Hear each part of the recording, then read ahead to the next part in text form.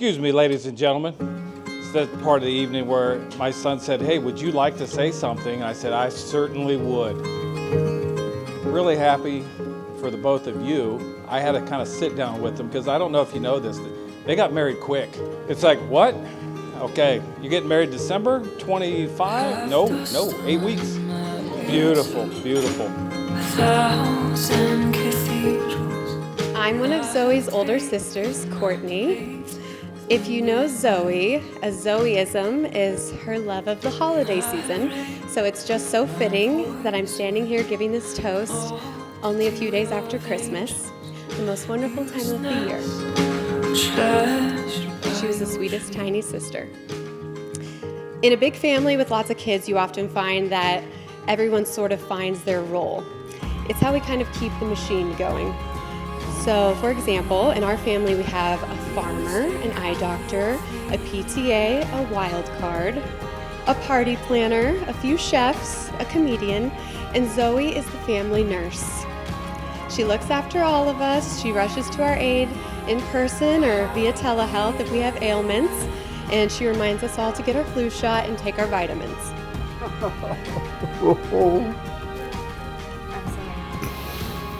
Oh my goodness.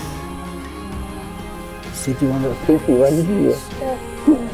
But I have sneakers on, see? So it'll be good. It's beautiful. It's beautiful. I thought you'd like it. Absolutely beautiful. Very pretty. Very pretty. Another talent of Zoe's is that she can get done more in 24 hours than most people can in a month.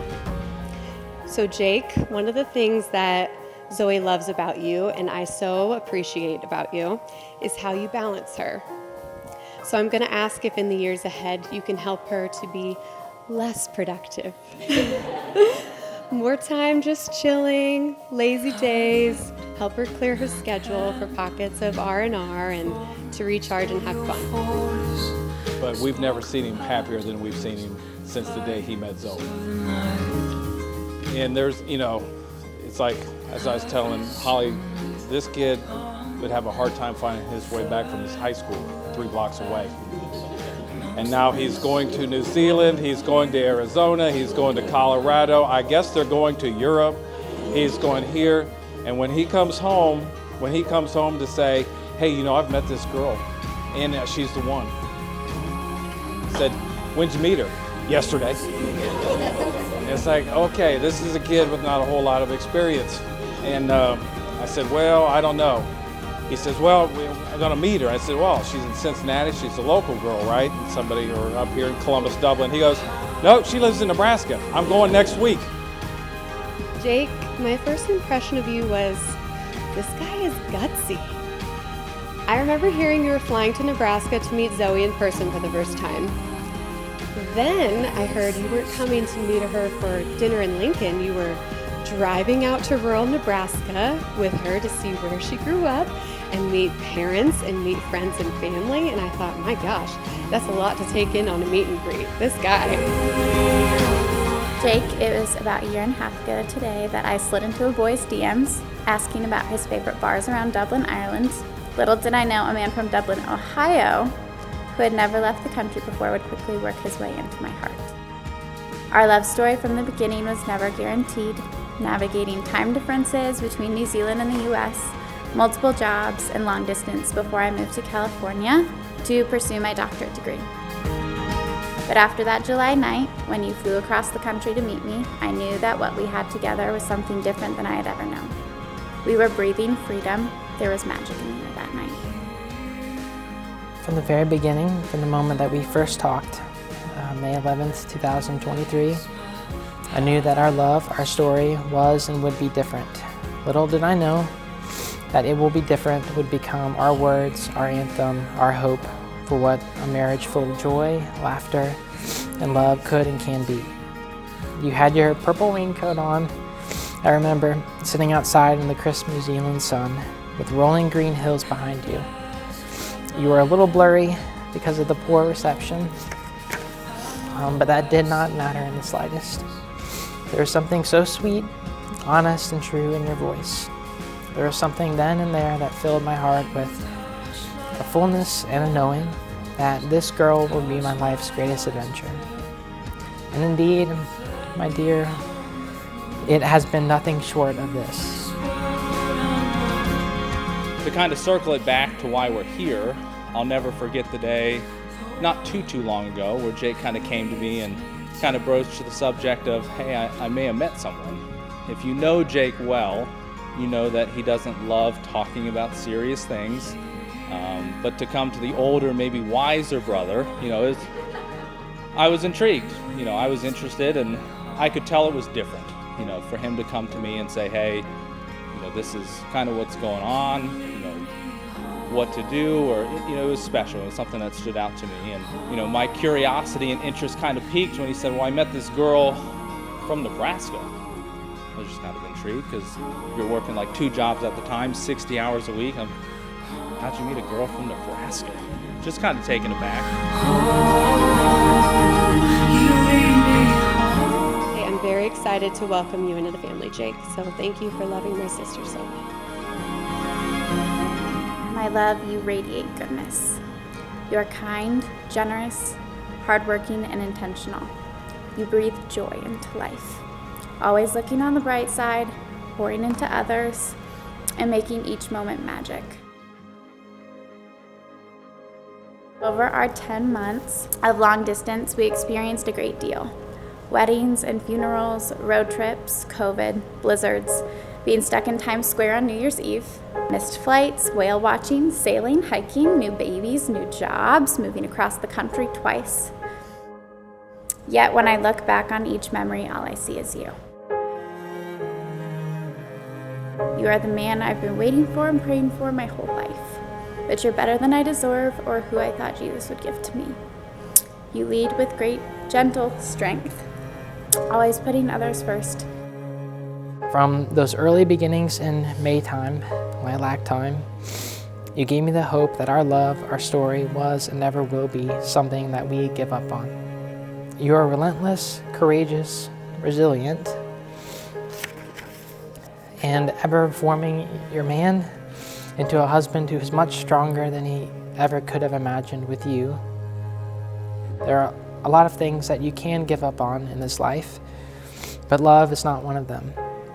There are a lot of things you can let go of, a lot of things you're allowed to say you were wrong about. There are a lot of things you can age out of, phase through, and move on from.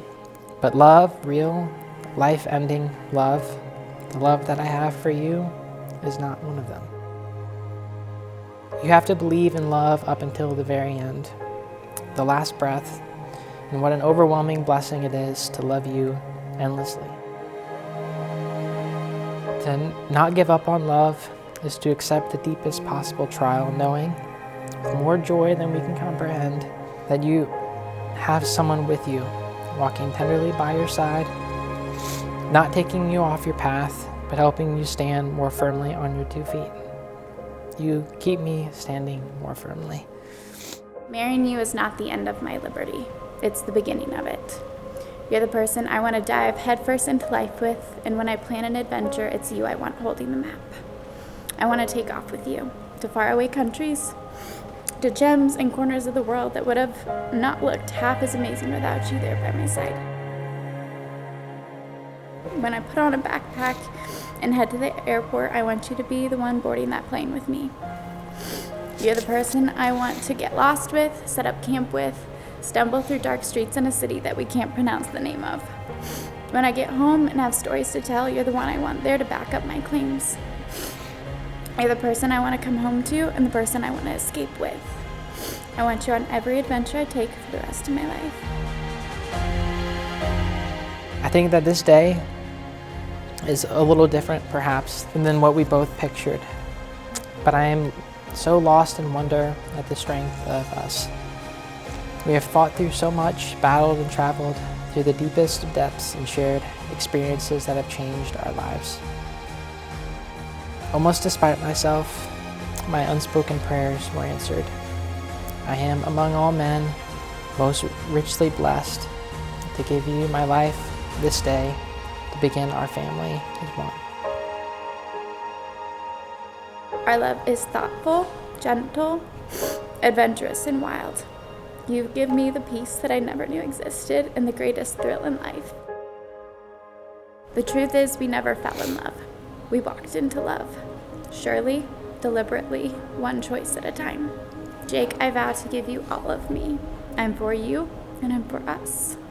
I vow to help you love life, to feel your joy and sorrow as it's my own, and to honor you each and every day.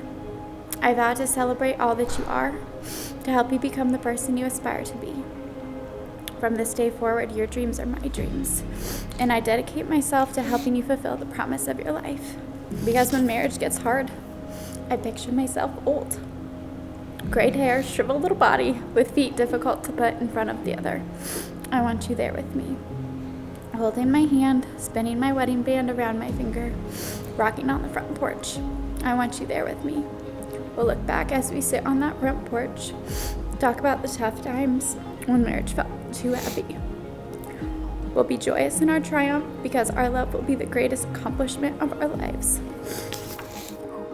I want you there with me. When our bodies begin to wear down from sickness or old age, I want you there with me. No one else. When I'm scared, resting in the bed, wondering if we'll really make it to heaven, I want you there with me, looking me right in the eye, reassuring me it's okay to leave. And when my chest rises and falls for the last time, and my eyes finally close forever, it's you I want there with me, and it's you I want until the end. So, my love, of all the places I've ever been, near and far, in you my heart has finally found its home. For you, with you, 1,000 times over, until mercy returns or calls us home. Your girl, me. In one of my earliest letters to you, you asked, what does I love you mean to me?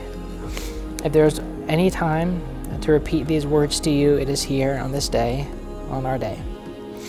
I love you means to know Jesus with you, to make him known with you, to grow with you and to walk with you, to run and to slow down with you, to pick you up, for you to lean on, to encourage you, to listen and support you, to pray for and with you, to rejoice with you, to hold your hand and kiss you sweetly, to laugh with you and cry with you, to bring you a glass of water in the night, to walk to heaven with you.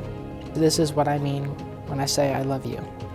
And these are a fraction of the ways I promise to love you. And on this day, and all the days I have left, I promise to be your lover, to love you when you think no one else could, even when you do not think that you could. I promise to be your best friend, someone you can belly laugh with, eat hummus on toast with every day, someone to experience all the adventures that await us. I promise to be your protector.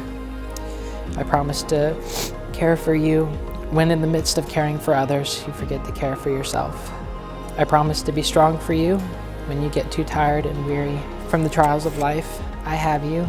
Lean on me. I promise to never give up on hope for you, for us, for our family, to never doubt, never tire, and to never become discouraged, to never be afraid, for we, our shining barrier, is stronger together. And above all, I vow to be yours. I pray for us today because I have done so from the beginning, from the prayer that brought us together, same sun somehow, to all the night prayers we've shared in each other's arms. I pray for our marriage and beginnings of our family, that they may last beyond the moment when mercy calls us home. And lastly, I want you to know that when the years have passed and we have watched 1,000 sunsets and we are bent, our bodies crooked with age, ask me again in the twilight of the life we've shared. Ask me if I love you, and my breath, my heart will answer before my lips can part. My love, my life, my heart never left your hands. Always, evermore, ever after still. This is what I will remember when we get to the end of our lives together. The house we had, the cars we drove, the things we possessed won't matter. What will matter is that I had you and you had me. I love you, Lord, for your mercy. when I met Zoe for the first time, I could immediately see Jake being different. You know, him being the man that is truly happiest, the best version of himself and flourishing. And that, you know, as a big brother, someone who looked out for him for so long, all that I really wanted and needed to see. So show up and serve one another every day and watch your love grow. We'd all describe Zoe as our hopeless romantic. A big fan of those really cringy Hallmark movies and poetry and sentimental expressions. Oh, you know, I love you for that. I love for, you know, the future of where you guys are going. It means a lot. But, you know, as we look to the future, you know, I've only been married for a year, so I don't know much. I'm by no means an expert. But as I have learned, as my wife definitely knows, and Jake, as you will learn, you know, over the next year, your wife is always right. But, you know, that true marriage, that true happiness is built on teamwork, communication, and honesty. Friendship in marriage is key, and love without friendship is empty. In one of my favorite movies, About Time, the father of the groom gives a toast at his son's wedding about what's important in choosing a partner in life. And it's always stuck with me. He said, "We all get old and we tell the same tales too many times, but try and marry someone kind. And this is a kind man with a good heart." So Zoe, I think you hit the jackpot. And Jake, I know you did as well. A toast to the bride and groom. I love you guys. Cheers.